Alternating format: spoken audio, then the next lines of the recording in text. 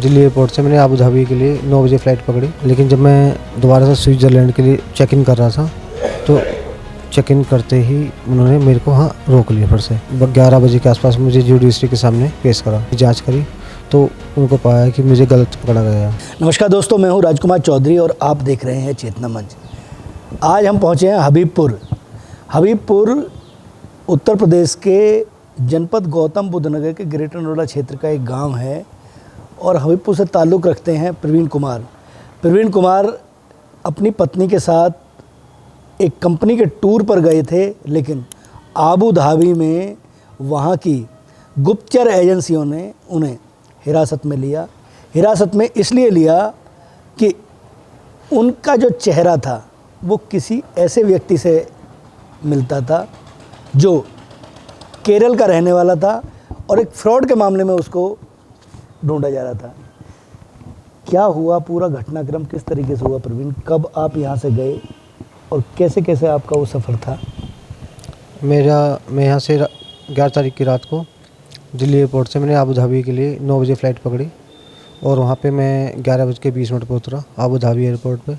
तो वहाँ पर ही फ़्लाइट के अंदर ही मेरा नाम अनाउंस किया। उसके बाद वहाँ पे जो उनकी सीआईडी है उन्होंने मुझे एक फ़ोटो दिखाया। फ़ोटो दिखाने के बाद उन्होंने पूछा कि ये आपका फ़ोटो है? मैंने कहा नहीं। उन्होंने 2-3 बार पूछा। उसके बाद उन्होंने बोला आप हमारे साथ चलिए। तो नीचे 1-2 लोग और थे उनके साथ, तो मैं उनके साथ चला गया। साथ में मेरी मिसेज भी थी। उसके बाद उन्होंने मेरे को वहाँ जाके अपना पूछताछ स्टार्ट की, अपने जो ऑफिस में ले गए।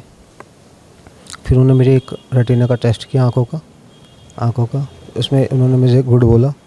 उसके बाद उन्होंने और जो 5-6 लोग थे अफसर, उन्होंने मुझे पूरी डिटेल मांगी। मैंने उनको पूरी डिटेल बताई जो उन्होंने मुझे पूछा, लेकिन उन्होंने छोड़ा नहीं। फिर रात को 2 बजे करीब उन्होंने मुझसे मेरा पासपोर्ट मुझे लौटाया। लेकिन जब मैं दोबारा से स्विट्ज़रलैंड के लिए चेक इन कर रहा था तो चेक इन करते ही उन्होंने मेरे को वहाँ रोक लिया फिर से। तो वहाँ से 5 से 6 लोग आ गए। हाँ, 5 से 6 लोग आए। उन्होंने फिर से मुझे वही आधे घंटे पूछताछ की और मुझे फिर से वो अपने साथ ले गए। ले जाने के बाद उन्होंने मुझे फिर सुबह एक होल्डिंग सेल में भेज दिया। होल्डिंग सेल के अंदर वो सेल कैसे थे?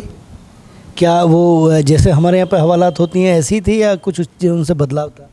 नहीं, वो हमारे जैसे यहाँ की होती हैं, जैसे थाने की होल्डिंग सेल हो, इस तरह की सेल थी वो। तो वहाँ काफ़ी 15-20-30 लोग थे, तो हर देश के नागरिक थे वहाँ पे। तो वहाँ मैं एक दिन और रात पूरी रहा। उसके नेक्स्ट डे मुझे वो लेकर 3:30 बजे रसल खेमा के लिए लेकर गए। मैं रात को 10 बजे रसल खेमा पहुँचा। रसल खेमा वहाँ से करीब 250 से 300 किलोमीटर दूर है। और उन्होंने फिर नेक्स्ट डे मुझे पूरी रात में रसल खेमा में रात वहीं गुजारी और फिर करीब 11 बजे के आसपास मुझे जुडिशरी के सामने पेश करा, जो ऑनलाइन उनके वहाँ अदालत चलती है। उसमें मैंने उनको जो भी रिपोर्ट, उन्होंने मुझसे ट्रांसलेटर के लिए पूछा कि आपको ट्रांसलेटर हिंदी में बात करेंगे, तो मैंने कहा मुझे हिंदी का ट्रांसलेटर चाहिए। उन्होंने मैंने सारी बात बताई। फिर उन्होंने उसकी 2 से 2.5 से 3 घंटे उन्होंने लगाए इसमें। उन्होंने चेक करा तो जो व्यक्ति ने वो करा था क्राइम, वो उन्होंने कंफर्म कर लिया था कि वो व्यक्ति तो हमारे यहाँ बंद है। तो फिर ये व्यक्ति निकल के इंडिया कैसे पहुँचा और इंडिया से पासपोर्ट बना के कैसे यहाँ गया। तो जब उन्होंने इसकी पूरी जांच करी तो उनको पाया कि मुझे गलत पकड़ा गया है। तो उन्होंने फिर मुझे करीब 2 से 3 बजे के आसपास कंफर्म कर दिया था कि आप फ्री हैं, फ्री ऑफ द चार्ज सभी से, कोई आप पर केस नहीं है, आज रात को हम आपको वापसी भेजेंगे। तो रात को करीब 11 बजे मुझे अबू धाबी एयरपोर्ट लेकर आए। उससे अगले दिन मेरे को फ़्लाइट 7:25 की मिली, जिसे मैं भारत वापस लौट पाया। अच्छा, एक सवाल ये आता है कि जिस व्यक्ति के आरोप में या जिस व्यक्ति के बुलाके में आपको हिरासत में लिया गया, वो पहले से ऑलरेडी वहाँ पे बंद है?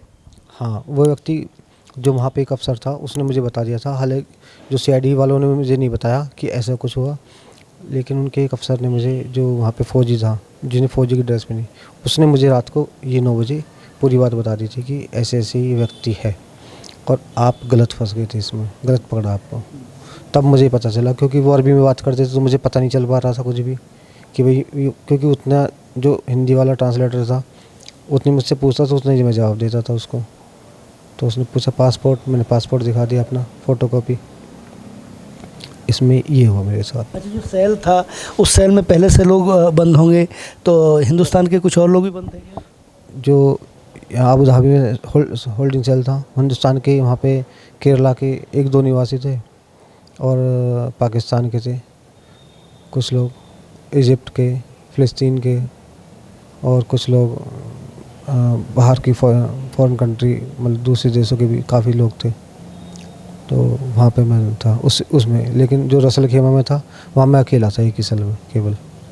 ये जो समय गया है इसके बाद अगर एक बात ये की जाए कि कानून व्यवस्था वहाँ की और यहाँ की, क्योंकि यहाँ आप पल के बड़े हुए हो, यहाँ की पुलिसिंग को, यहाँ के तमाम सिस्टम को आपने अच्छी तरीके से देखा, और अबू धाबी की पुलिस ने भी जिस तरीके से आपको एक हिरासत में लेके आपसे पूछताछ की, तो क्या कुछ महसूस बदलाव नज़र आया?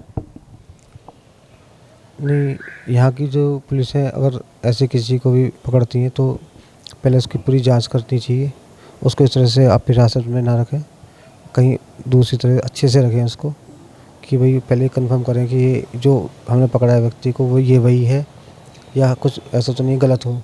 तो वहाँ पे ये उनकी गलती है कि उन्होंने मुझे ऐसे सेल में रखा जो कैदी वाली थी, वो नहीं होना चाहिए। और जी,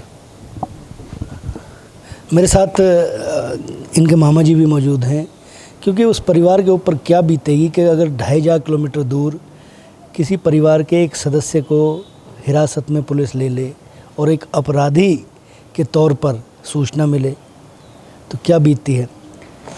भाभी, एक जब आपको सूचना मिली, जब पहली फर्स्ट इन्फॉर्मेशन आई, तो क्या रिएक्शन था, क्या प्रयास थे, किस तरीके से आप लोगों ने जिला प्रशासन और बाकी सब तमाम जगह जो प्रयास थे वो किए? एम्बेसी में संपर्क किया हमने, लिख कर भेजा, मेल किया उनको, और डीएम साहब के यहाँ भी दरख्वास्त भेजी हमने। माननीय सांसद जी को भी हमने अप्रोच किया, लेकिन वो यहाँ थे नहीं, तो उनका टेलीफोन होगा, मैं टेलीफोन नहीं, बड़ी चिट्ठी से काम चलेगा। तो उस तरह से बाकी सभी लोगों ने हमको बहुत सहयोग किया। ये जो परिस्थिति रही, इस परिस्थिति का श्रेय जो है, क्योंकि कहीं ना कहीं एकता की आवश्यकता होती है, और हिंदुस्तान में या फिर अपने इलाके में यदि कोई बात हो तो 50 तरीके की चीज़ें मिल जाती हैं, लेकिन अबू धाबी से संपर्क करना और वो सारी चीज़ें करना, मुझे लगता है कि शिक्षा का भी इतना हम लोगों के बीच में कम्युनिकेशन गैप आ रहा होगा। लेकिन ये जो चैलेंजिंग है, इस चैलेंजिंग के दौरान कई ऐसे तथ्य आए होंगे जो अनछुए पहलुओं की तरह होंगे, कुछ और सुधार होने चाहिए।